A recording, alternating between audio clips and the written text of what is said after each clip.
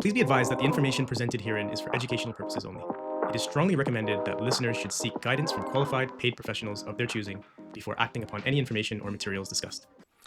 Hey everyone, welcome to another edition of Real Estate News Unpacked. I'm your co-host Marcel, your mortgage money guy, alongside Ronald, your 5-star Michelin multiplex designer. We've got a lot on our plates and updates and news to catch up on today. We're going to talk about GST, HST, and how that's going to help new home buyers. We're going to talk about the population growth in Canada, which is actually on a decline, according to statistics. And last but not least, the Bank of Canada recent updates. They are stuck between a rock and a hard place with where to go with rates. Ronald, take us away. Talk to us about what's going on and that GST HST situation. Yeah, this is interesting stuff. Again, there's lots of news concerning this in the headlines. And again, thank you guys for joining us and listening in. This is going to be an amazing episode. And on the GST front of things, I've seen some great headlines out there, but I wanted to pull this one out in particular. Right? This one is a very, very interesting one where we're looking at GST rebates on new homes would save typical first-time home buyers roughly around $27,000. And that's coming from the budget officer, right? And this is quite interesting because what it is we have seen in the past is that, really this GST conversation is really circulating around first-time home buyers, but it was really limited to just about $6,000, right? From a federal standpoint. Now, in Ontario, we have HST. HST actually covers 13%. So there's an 8% provincial tax and there's a 5% federal tax. So we are certainly receiving a bit more on the provincial side, which is roughly around like 8%. So 75% of that 8%. So $24,000 is what it is. It's capped at. You can certainly look at a $24,000 rebate on the provincial taxes. On the federal level, you're maxed out at $6,000. So to see that now there's a potential to receive upwards of, $27,000, that seems really good. And here's the good news about this too, right, Marcel? Is that this is on average 27 because really and truly, the cap that was assigned to the HST rebate was capped at a home purchase of $450,000. $450,000. Where are you going to buy a home for $450,000?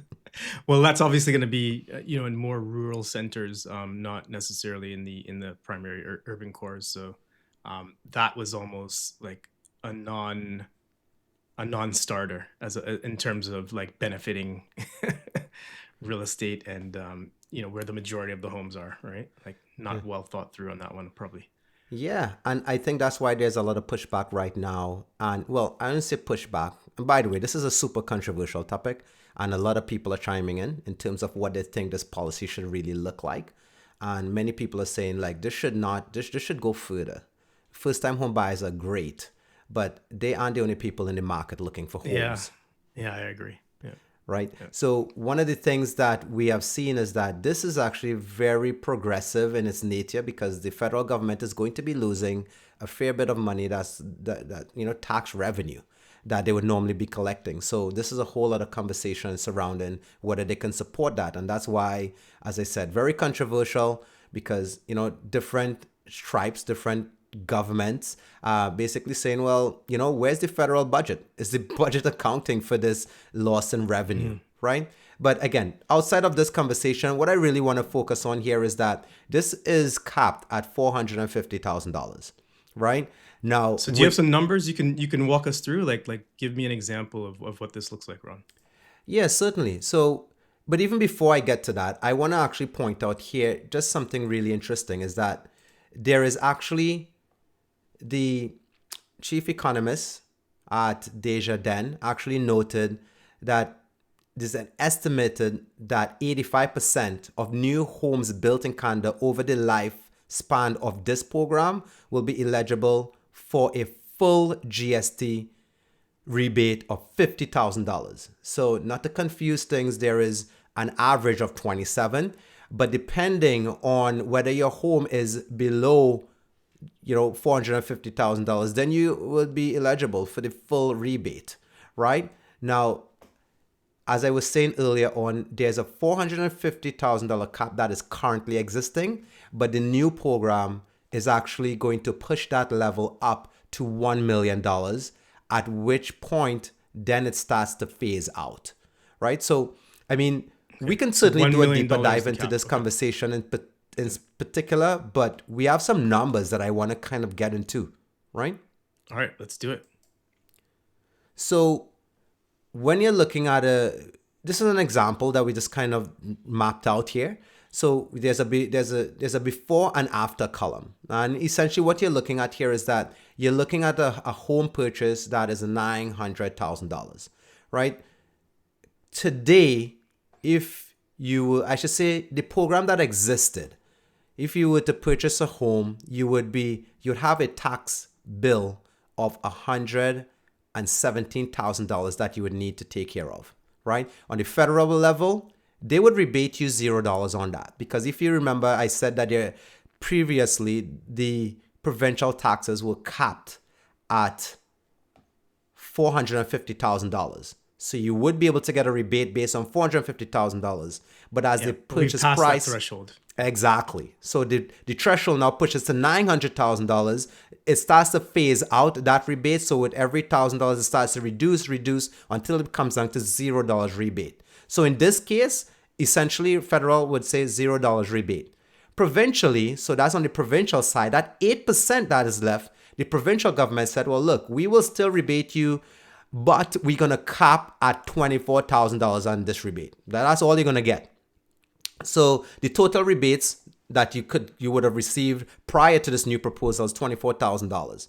So you would still have to pay $93,000. So that's added to the overall cost of the property, right? And you're a mortgage guy, right? Like what kind of impact you have seen or are seeing with regards to this sort of thing? Yeah, no, I'm seeing a lot of files cross my desk and people just can't close. I think a lot of people get surprised with that, when they get that infamous statement of adjustment from the developers, and it's the number is massive, right? Because they've got all the levies and deferred costs, and then this big one here is usually the biggest, and that's where people start to tap out because they're first of all it's a shock. they're not aware that that's coming. And that money now has to come out of pocket, right? Because the bank is not going to finance that, right? That's right. Because you've got a purchase price. They're not going to finance the HST. So take us through the after, Ron. It looks like this could be of some benefit to new purchasers, first-time buyers.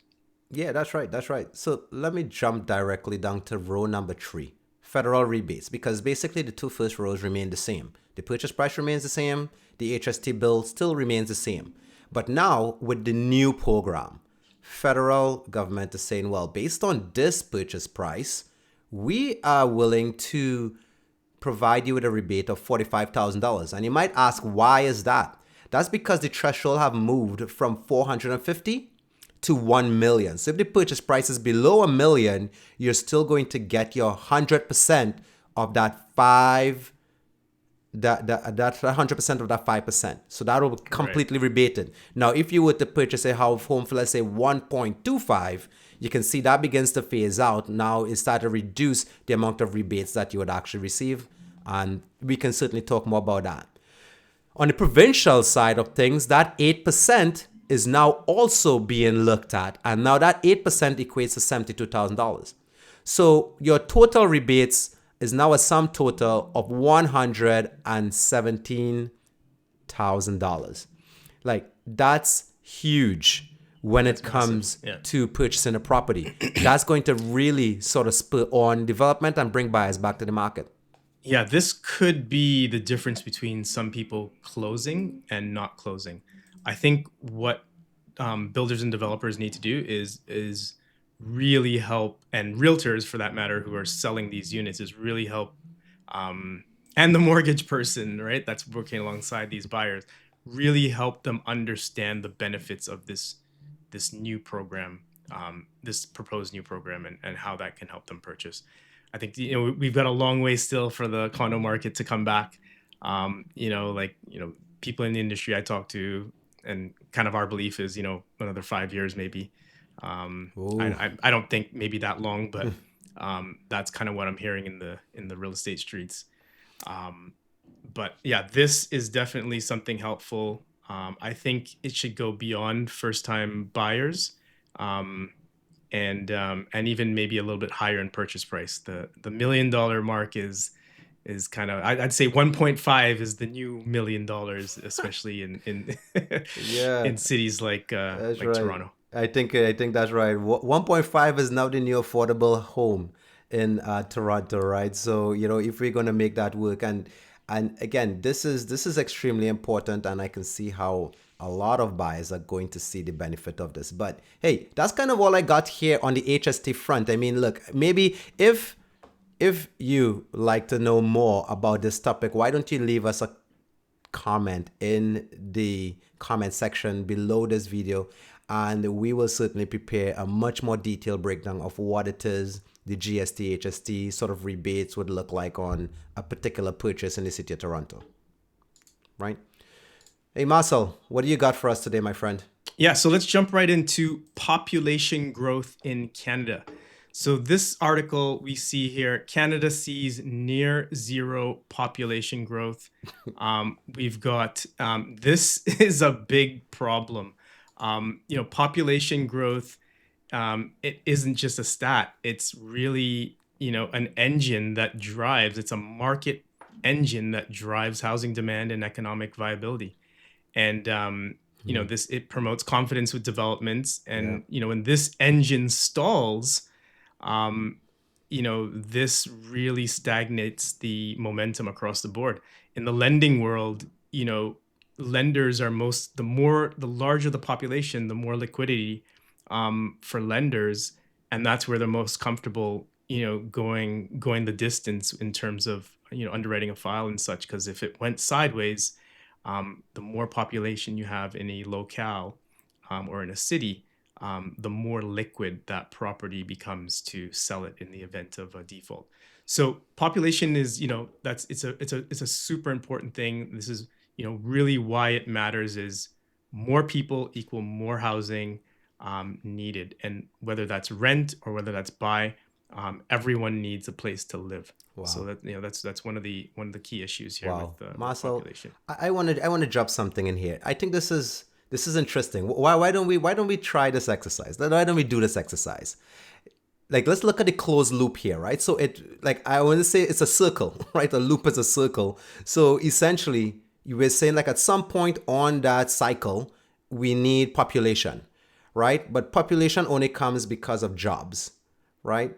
But then jobs are created from many industries, but construction industry being a huge driver of economic, like, vitality, right? Because of all the major downstream sort of employment and jobs that are created from it, right? So, I mean, what are we looking at? We're looking here at, someone's building a building. There's realtors that get paid. Money's being transferred. There's mortgage brokers, right? My money man is getting paid, right? You got your Michelin multiplex designer that's also getting paid. You got your contractors with all their hundreds of trades that are getting paid. And all this is money that's being circulated and cycling through the economy, right? And not to mention all the other staff that are employed as a result of this, the engineers, the administrative staffs, and so forth. So to your point, like, absolutely important. And this is a problem that needs to be solved. The housing crisis is not a side thought. This is the main thing. So here we see the quarterly population rate, and this is really led by a sharp drop from international student permit holders, particularly in Ontario and British Columbia. So StatCan notes that this reduction is counter to the typical seasonal pattern of increase in the first quarter. And what's concerning here is first of all, there's a policy aspect, right, which I don't agree with. I think we should be letting in as much of this intellectual capital that wants to call and make Canada a new home. I think we should be bringing that intellectual capital in the form of students. They will. The whole idea is, they have a positive experience here. They want to stay, and they bring good economic viability to the country. We should also be doubling down on right now, I'd say, our recruitment policy or our recruitment efforts from the United States, south of the border with all that's going on. There's a lot of people that are kind of fed up with the politics and the this and that, and just kind of want to get on with life. I think we're dropping the ball. This is an excellent opportunity to. I would be doubling down on my recruitment efforts, my sales team. I'd be sending them south of the border right now, and I would be bringing that intellectual capital to this lovely land up north. I think this is a huge miss with policy, I don't know how this is going to play out for Canada. We've got a very massive landmass, and there's nobody here.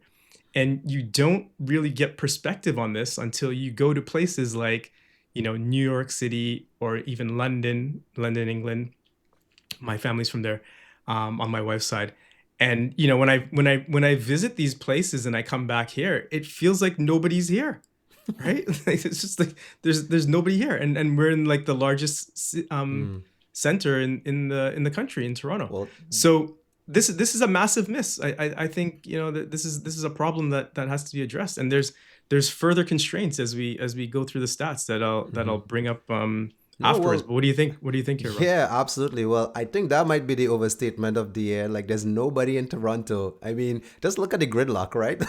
You'll figure out like there's a lot of people in Toronto, a lot of people going into Toronto anyway, right? Contextually.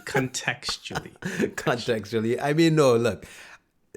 I certainly think I share maybe a slightly different perspective on that whole topic of immigration. While I do think like there's a huge decline and in terms of like population growth, I myself I immigrated to Canada here, and I studied here, and I was able to find great jobs, and I was actually able to find great housing opportunity and start a family. And I think this is something that I don't believe is being offered genuinely to people that are coming in now. And look, back in the 90s and maybe even before that, there was, huge population growth. And a lot of that growth was through skilled workers. A lot of skilled workers were kind of brought into Canada to do different work aspect and so forth. But those people were obviously provided with opportunities to work, but also opportunities to live as well. And I feel whereas Canada is dropping the ball, it's one thing to talk about population growth, right? But we got to say, like, how I like to put it is, let's just use an analogy here.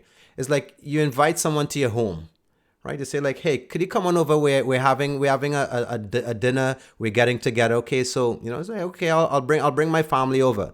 But these guests arrive to your front door, and you have a table set up. But the table only has 2 seats, just for you and your spouse, right? So it's like, well, that's not really welcoming, right? That's not really welcoming. So this guest has some options. To your point, is like we should start bringing in more people. But the guest has the option of saying like, look, I really don't really want to hang out here. I don't want to stand and have dinner. I'm gonna go where it is I think I can find seats, right? Where I can actually settle myself and enjoy a meal. So maybe I'll go to McDonald's, even though it's not as high a quality meal, right, as the ones that you're cooking up. So that's kind of my perspective on it, kind of in a layman's term there.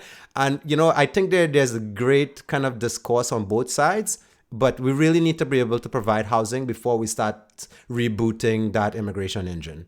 Right? Yeah, so the chicken before the egg. From my perspective in that analogy, Ronald, what I would say is, these guests that are coming over, sure, there's 2 seats today, but maybe these guests will stick around, they'll stand, have their dinner, chat, and then they'll go out and build those additional seats that are necessary. Interesting. Right? Because they're the intellectual capital that's coming in.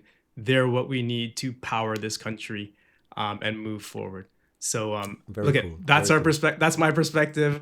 I'm glad to see we can agree to disagree. Let me dive into this last part of this article, which talks about really kind of net birth rates, and this is kind of a global, more of a global issue as well. When it comes back to population growth. The article talks about the process will take us back to conditions that more closely resemble those in the pre-pandemic decade. About 1% of the population growth is permanent immigration. Some NPR flows were needed, but fewer babies, Kovacs noted. So basically what we're seeing is, there's this return to, people are having less kids, and, just by virtue of, economics and a number of other factors that are kind of way beyond my pay grade to talk about, but, and this podcast. But even in families that I know, and, you see both households have to work and such. So, this is a bigger problem that's kind of global in nature, and something that Canada has to really look at getting right. Like, this is a policy change here, right? With the whole student and non-permanent residents coming in, and it's something that they really have to take a closer look at, I think, going forward as the economy changes and advancements in technology, kind of see the forefront. The Bank of Canada's recent rate hold was remained as is, and it's really due to unpredictable economy or uncertainty in the economy. We saw the finger is on the pause button versus the panic button right now, and we're kind of stuck between a rock and a hard place with global tariffs, inflation that's kind of rearing its head. These are all things that will be, I think, in the future we'll see a slow unwind, and not really like a free fall of rates. I think rates will maybe start to creep down towards the end of the year, but it's not going to be a massive free fall towards the bottom. Ronald, take us home. Yeah, absolutely. I want to say thank you very much for you guys for joining us here on this episode of Real Estate News Unpacked. I'm your 5-star Michelin multiplex designer, and I'm here with my good friend, co-host Marcel, your mortgage money guy. And we'd like to say thank you guys for joining us on this episode. And please be sure to like and subscribe to this content, and leave us a comment if you'd like to learn something more about what it is we discuss here on this podcast. But with that said, see you guys soon.